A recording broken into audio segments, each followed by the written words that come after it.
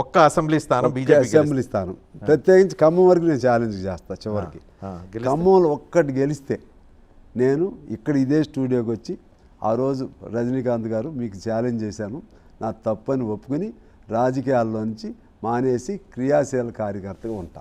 మా ఖమ్మం జిల్లా ఒక్కటి గెలిస్తే. త్రిపుర, బెంగాల్ లాంటి కరుడుగట్టిన రాష్ట్రాల్లో కమ్యూనిస్టులని సమూలంగా నిర్మూలించిన భారతీయ జనతా పార్టీ ఆఫ్టర్ ఆల్ ఖమ్మం ఏమైనా లెక్క అక్కడ గెలవటం? ఆ దశ ఇప్పుడు లేదు. రేపు భవిష్యత్తు ఇది వచ్చేసరికి వీళ్ళు కొంచెం పెరుగుతారు అనుకునేసరికి అక్కడ అది అయిపోయింది. ఢిల్లీలో ఉన్నది ఉంది చూసారా, ఇప్పుడు 3 సార్లు అవటమే గొప్ప.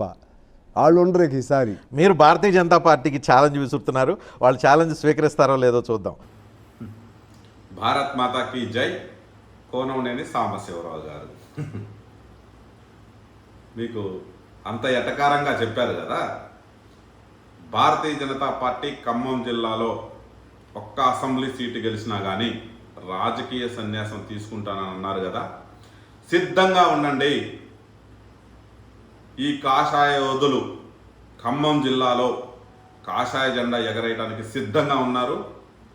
మీరు ఇంటికెళ్ళి వ్యవసాయం చేసుకుంటారా, రాజకీయ సన్యాసం తీసుకొని మీ మనవళ్లతో ఆడుకుంటారా, అది మీ ఊహకే వదిలేస్తున్నా.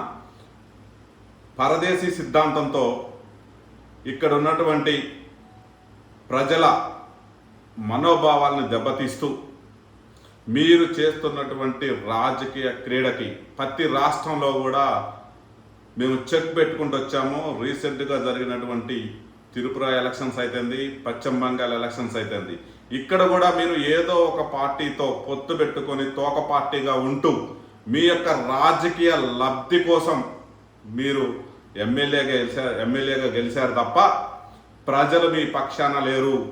ప్రజలు భారతీయ జనతా పార్టీ పక్షానే ఉన్నారు. మీరెవరు డిసైడ్ చేయడానికి?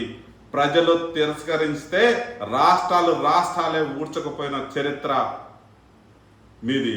ఖమ్మంలో కూడా ప్రజలు మిమ్మల్ని చేదరించుకుంటున్నారు. ఈ పార్టీ ఓట్లు కూడా సీట్లు కూడా రాకుండా జీరోకి పరిమితం అవడానికి సిద్ధంగా ఉండండి. మీరేదైతే వాగ్దానం చేశారో, శపథం చేశారో, ఆ శపథం నెరవేరే రోజు అతి తొందరలో ఉంది.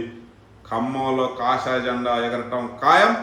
భారతీయ జనతా పార్టీ తరఫున ఎమ్మెల్యేలు అసెంబ్లీలోకి పోవటం కూడా ఖాయం. జై శ్రీరామ్. భారత్ మాతాకి జై.